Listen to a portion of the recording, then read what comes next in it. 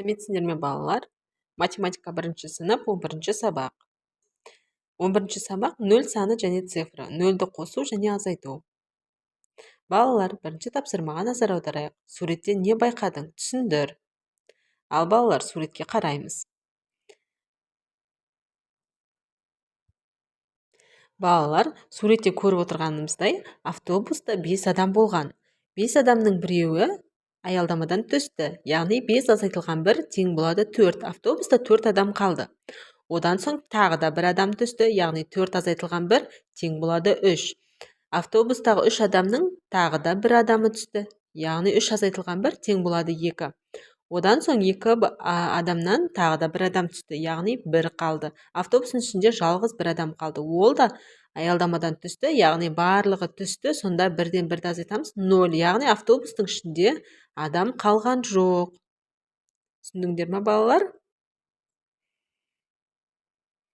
Келесі тапсырма.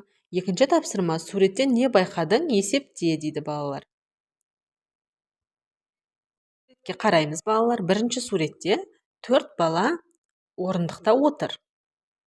Енді 4 балаға ешкім келіп қосылған жоқ, 4 баладан ешкім кеткен жоқ. Яғни 4 қосу 0 тең болады 4.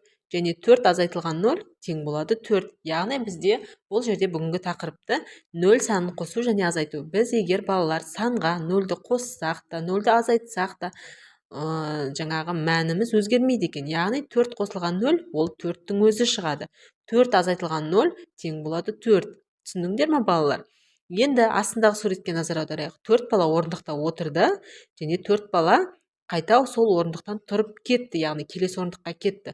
Яғни 4 азайтылған 4 тең болады 0. Түсінікті ме балалар? Яғни 4-тен 4 азайтқанымызда 0 шығады екен балалар. Үшінші тапсырма. Ауызша есепте және жаз дейді. Балалар, бірінші ауызша есептейсіңдер осы тапсырманы, одан кейін дәптерімізге жазып аламыз әдемілеп, көркем түрде. 3 қосылған 2 тең болады 5. Бұл біздің барлық өткен сабақтарымызға қайталау ретінде берілген балалар. Бұны ауызша есептеу өте оңай. Мен есептеп шығарып қойдым, өздеріңді есептеп шығарып, дәптерлеріңе әдемі етіп жазыңдар. Төртінші есепті шығар дейді. 5 қарындашты 3 стаканға бөліп салды. Егер стакандардың біреуінде 1 ғана қарындаш болса, онда қалған 2 стаканда неше қарындаштан болуы мүмкін? Ал балалар, ойланайық. Барлығы бізде 5 қарындаш және 3 стакан бар. Оның 1 стаканда 1 саны ғана. Яғни 1 ғана қарындаш тұрса, қалған екеуінде нешеуден салуға болады? Міне қараймыз. Бірінші 1 болса, келесі стаканда және 1, ал одан келесі үшінші стаканда 3 болады. Сонда барлығының қосындысы 5 болады.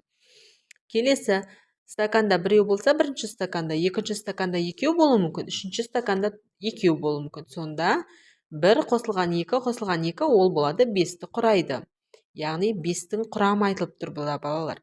5 тең, тағы да 1 стаканда 1 қарындаш, екінші стаканда 3 қарындаш, үшінші стаканда 1 қарындаш. Яғни барлығының қосындысы 5-ке тең болады. Осындай бізде 3 нұсқа шығатын болады. Балалар, сендерге түсінікті болды ма? Түсінікті болса, дәптерлеріңе әдемілеп жазамыз. Сау болыңдар.